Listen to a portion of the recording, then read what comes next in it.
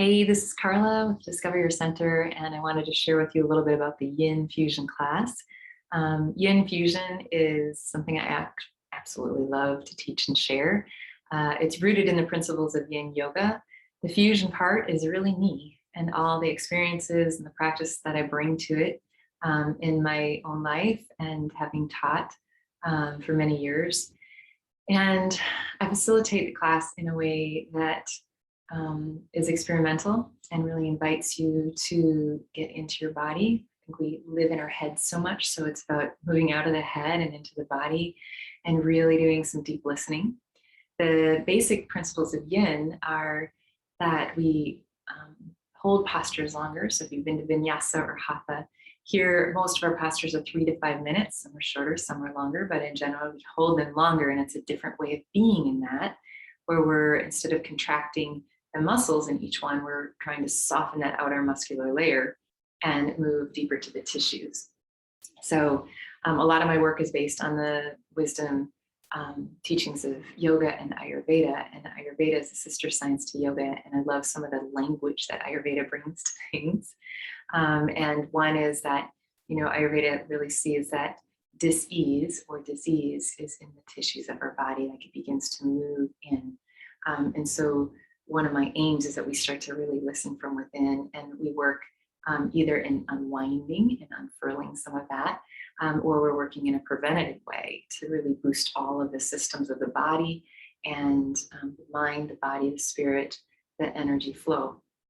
So holding those postures longer in a different way, right, of softening the muscles. The second principle is that we usually settle into stillness at some point. And stillness is so interesting to me because I've noticed over the years, and I think early in my practice, I also would think of stillness as like, okay, I can't move. I'm not supposed to move. And actually that then overrides your own wisdom. So in my classes, I really invite you to tune in. So we do try to settle into stillness, but for some that may be like actually slowing down the mind more, right? And if we're feeling deep sensations in the body, we may be getting that, I need to move a little bit, or bring in a support for this posture. And I guide through that in my classes. The third principle of yin is that we play the edge, it's called. And that means we're looking to find a deep challenge before we move into that stillness, but we're also not wanting to push past our own edges, meaning push the growing edges, but don't bulldoze over them, because then we usually end up in injury or more dis-ease, right? In the body, more pain. Our bodies signal pain in all different ways. Some of the common ones are, hot, sharp, shooting, tingling, numbing. And it's our body just giving us information. And instead of avoiding, because I think sometimes in practice in yoga or other ways that we move around life in the world or movement in our body, we bypass them, we avoid them, or we kind of skip over some of the deep sensations. And those sensations are always really just asking us for our attention, for consciousness, and for our awareness to be shed there. And one thing that's said is that prana, the life force energy, follows attention. So things can flow where our attention goes. And when we feel those things in the body, and we're holding a posture longer, there's more time to just compassionately and gently be in the practice of, okay, how can I be with this? What is this really? What is it telling me? Not trying to figure it out, but just giving it time and space to be there. And so again, it's this unwinding of the tensions, unwinding of the stress, this unwinding of experiences. Another beautiful expression from Ayurveda is that, dis-ease is in part created by like accumulation of stress or toxins, right?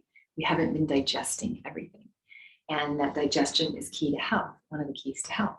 Now, digestion is more than just our food. So it's our thoughts, our feelings, our emotions, our life experiences, and we all have been experiencing a lot of life.